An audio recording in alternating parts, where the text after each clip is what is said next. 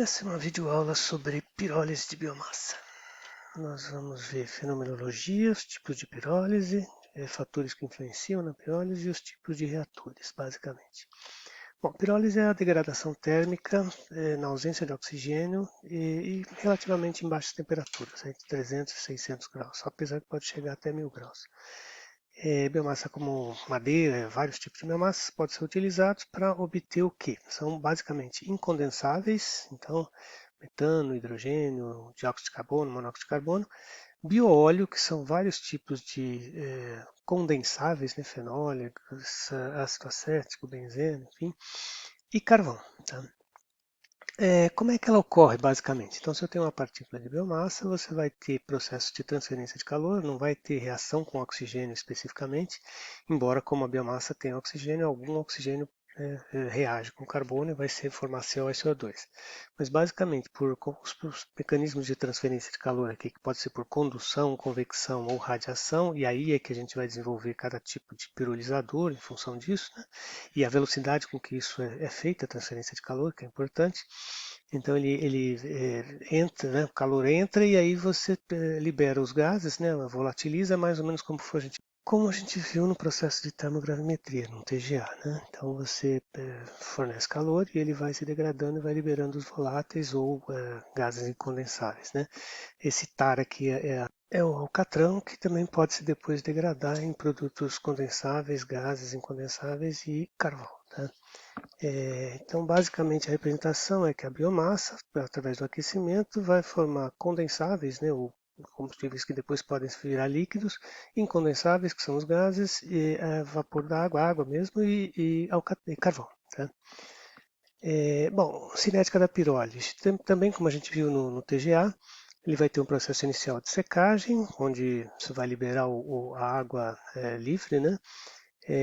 Depois, entre 100 e 300 graus, acontece a desidratação com liberação, né, baixa liberação de vapores, mas basicamente alguns gases como CO e CO2, né, ainda não tem voláteis, né, que são mais pesados. No estágio intermediário é que começa a degradação, a maioria dos voláteis que depois ao condensar viram o bioóleo. Né, são as moléculas grandes que vão ser decompostas aí. Né. E no estágio final, aí acontece o craqueamento dessas moléculas maiores aqui, e que pode formar tanto carvão como gases não condensáveis. Né? Então, é bem controlado pela temperatura. A temperatura, portanto, tem uma grande influência e quanto mais curto o tempo de residência, né, mais condensável eu consigo tirar, porque você evita o craqueamento, que é esse último estágio final aí, né? E que se você deixa muito tempo, você pode formar mais carvão e mais gás. Bom, quais são os produtos? Então, o produto sólido é o carvão e vai ter associado cinzas, porque a gente não quer, mas ele vai ficar na forma de cinza, porque não volatiliza, né? E o poder calorífico do carvão vegetal é de aproximadamente 32 megajoule por quilo. Então, é uma forma de densificação da biomassa também, produção de carvão vegetal. O líquido, bom, esse aqui, os sólidos eram o mais antigo uso da pirólise, já conhecido bastante e tal. Bom, o líquido vai ser formado basicamente por alcatrão e hidrocarbonetos pesados e água. Então, isso aqui é o chamado bioóleo, né? O poder calorífico inferior desses líquidos formados, desse bioóleo, é entre 13 e 18 megajoule por quilo.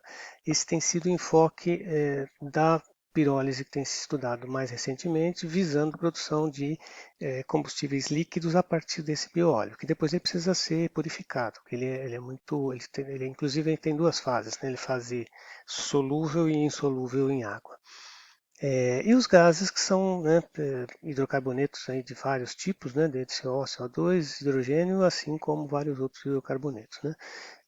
Dependendo se eu não deixo ter reações secundárias de craqueamento, o poder calorífico é menor, e se eu deixo ter reações secundárias, ele passa a ser 20 megajoule por metro cúbico. Né.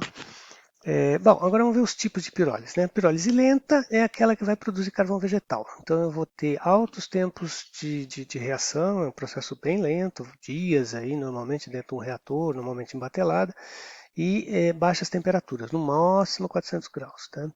Pirólise rápida é o tempo menor de reação, já como diz, né? Então, taxas de aquecimento alta, aqui as taxas de aquecimento são muito mais baixas, né? Na pirólise lenta, aqui taxas rápidas de 1000 a 10.000 graus Celsius por segundo, é que o tempo de reação é rápido, então são milissegundos só, mas são altas taxas, velocidades de aquecimento. E a temperaturas já intermediárias, por volta de 600 graus, e é destinada à produção de líquidos, né? Bioóleo, que são os condensáveis, né? Flash pirólises, que é uma pirólise mais rápida ainda, né? Quer dizer, então os tempos são menores, né? E sem a presença de fluido de transporte. Essa aqui às vezes eu posso ter o leito fluidizado, por exemplo, que eu tenho um gás inerte que transporta, né? Aqui o flash pirólises não. A gente vai ver como o reator é desenvolvido para fazer isso, né? Mas são baixo tempo de residência e temperaturas também intermediárias, né? Também destinada a produzir líquidos e bioóleos, né? A pirálise ultra rápida, que tem o menor tempo de reação, também, na realidade, é um mecanismo de transferência de calor diferenciados, né, sem fluido de transporte e temperaturas já por volta de 1000 graus. Se quiser produzir gases, 650 para obtenção de líquidos, né? E tem pirólise também tem a vácuo, tem com presença de água, com presença de hidrogênio, de metano, enfim, né? E aí, para cada tipo desse, né, tempo de residência, que são os três principais fatores, né, temperatura, tempo de residência e taxa de aquecimento. E aí, conforme você vai variando, você vai deslocar o equilíbrio para produzir mais carvão, tempos pirólise lenta, é, temperaturas intermediárias e tempos intermediários para bioóleo e temperaturas altas e tempo intermediário para os gases, tá? Basicamente. Bom, quais são os parâmetros então que influenciam? Como eu já falei, a taxa de aquecimento, temperatura, tempo de residência, os três T's aqui. Depois o equipamento, que vai dar característica para eu conseguir fazer isso, né? Características físicas e químicas da biomassa, pressão, não tem muita influência, né? E presença de minerais, na realidade, se eu tiver dentro da biomassa, né? E composição do gás ambiente, se eu tenho gás inerte ou se eu insiro algum outro gás que reage no meio, né? Bom, a temperatura a gente vai ver aqui, né? Que na realidade, se eu temperaturas na ordem de 400, 450 graus, eu priorizo a formação de hidrocarbonetos, que são os condensáveis. Então, por isso que se eu quiser produzir bioóleo, eu vou trabalhar nessa faixa de temperatura. Se eu quiser produzir gás, então aqui o hidrogênio, eu vou trabalhar com temperaturas mais altas aqui, né? E temperaturas muito baixas eu formo o CO2, que não é interessante do ponto de vista de transformação em um combustível, né? Também aqui, né, quer dizer, aqui é a formação de carvão. Então, ao contrário, aqui eu formo bioóleo e nas baixas temperaturas eu vou tender a formar mais carvão. Quando à medida que eu aumento as temperaturas, esse carvão vai sendo reagindo também e vai se transformando em gás ou outros condensáveis também, né? Bom, rápido aquecimento, né, feito a taxa de aquecimento. Se eu aquecer rápido, eu vou obter mais voláteis, né, do que não só eu tenho que aquecer rápido e retirá-los rapidamente para que não ocorram reações secundárias, né? Se eu tiver baixa taxa de aquecimento, eu vou formar mais alcatrão e aí ele vai ter reações secundárias, vai formar carvão, né? O tempo de residência também é importante, né, para maximizar a produção de carvão. Então eu tenho baixa taxa de aquecimento e tempo de residência longo, aí ele vai, né, tendo reações secundárias. No caso de eu quiser maximizar a produção de líquido, eu tenho alta taxa de aquecimento, tempo de residência curto, né, e moderada temperatura. E para maximizar gás, eu teria moderadas taxas de aquecimento, alta temperatura e longo tempo de residência, tá? Basicamente.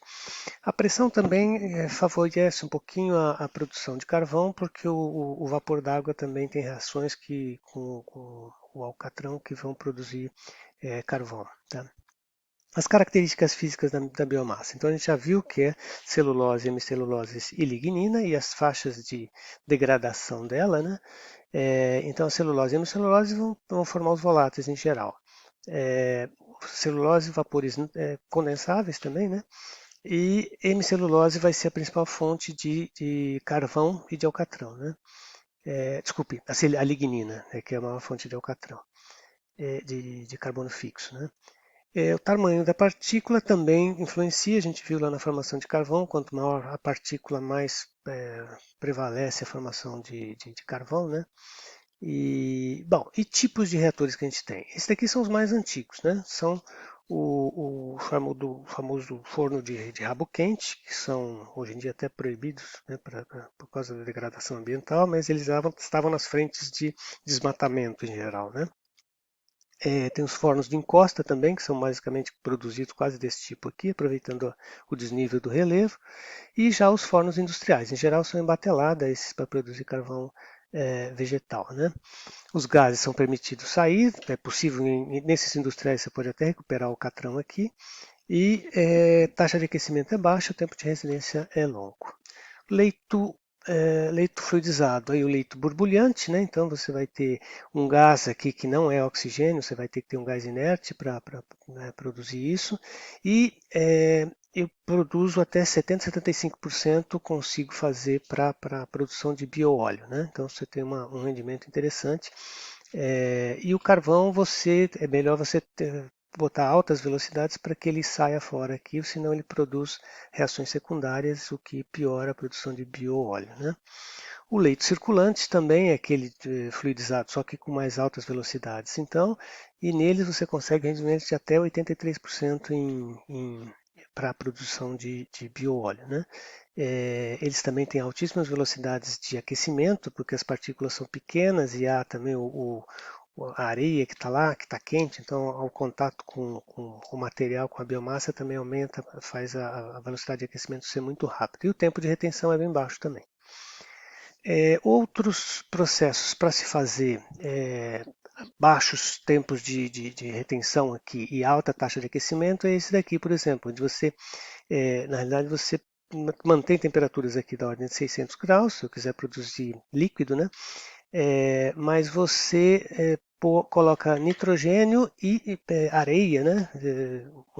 São aquecidos a 100 graus acima da temperatura de reação, que é por volta de 600 graus, né? E eles são injetados junto com a biomassa. Então é um processo bem de transferência de calor muito rápido, tempo de residência muito curto, e você pode alcançar até 90% do rendimento de líquido. Então, só que é um reator pequenininho, ainda em termos de bancada, né? Um outro interessante também de alta taxa de aquecimento é um cone rotativo, onde você mantém uma placa aqui, um cone, né, de metálico aquecido, porque nessa região aqui, e girando, tá? Então, por gravidade a biomassa cai e vai subindo por gravidade encostada nessa placa aqui, né?